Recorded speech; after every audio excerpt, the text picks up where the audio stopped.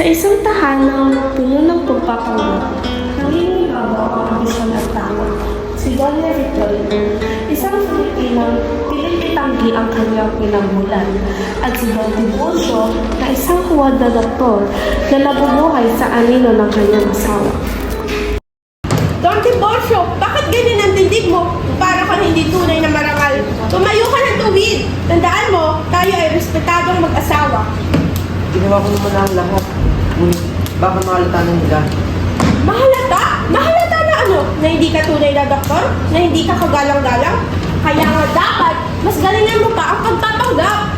Sa kanilang tahanan, ang katotohanan na isang lihim na kailangan itago. Ang bawat kilos ay isang palabas. Don Tiburcio, may nag-iimbestiga daw sa mga nagpapanggap na doktor. Paano nga ako?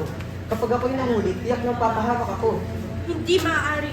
Ano na lang ang reputasyon ko? Ano na lang ang sasabihin ng mga kilala ko sa lipunan?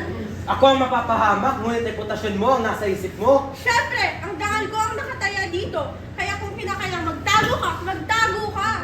Sa sandaling iyon, nahayag ang kulay na anyo ng kanilang pagsasama. Hindi pag-ibig, kundi pakinabang. Tahimik ka ng gabi, may dumating na maalala ng katotohanan. Isang sulat na magpapayanig sa kanilang mundong binuo sa kasinungalingan. Senyora, may sulat po na iniabot sa labas para raw po sa inyo. Sino na naman nag-aabala sa ganitong oras? Don Tiburcio, basahin mo nga! Ako? Bakit ako? Victorina, ito ay pagbabanta. Ano? Akin na nga! Para sa mag-asawang Espadilla, alam naman namin ang iyong lihim. Ang huwad na doktor ay hindi na makakapagtago. Kung hindi kayo aawit, isusumbong na namin kayo sa otoridad. Tapos na tayo. Alam na nila.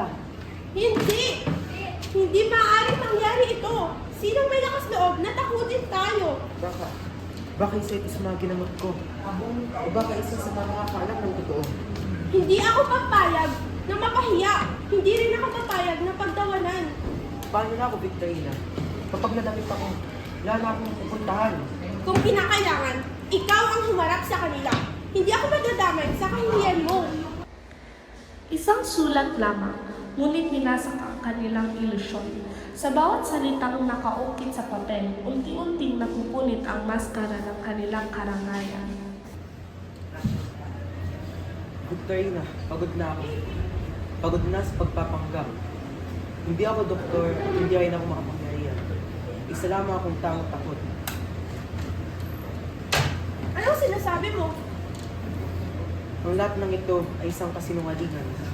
Ginawa ko lamang ito upang magkaroon ng halaga sa mundong ito.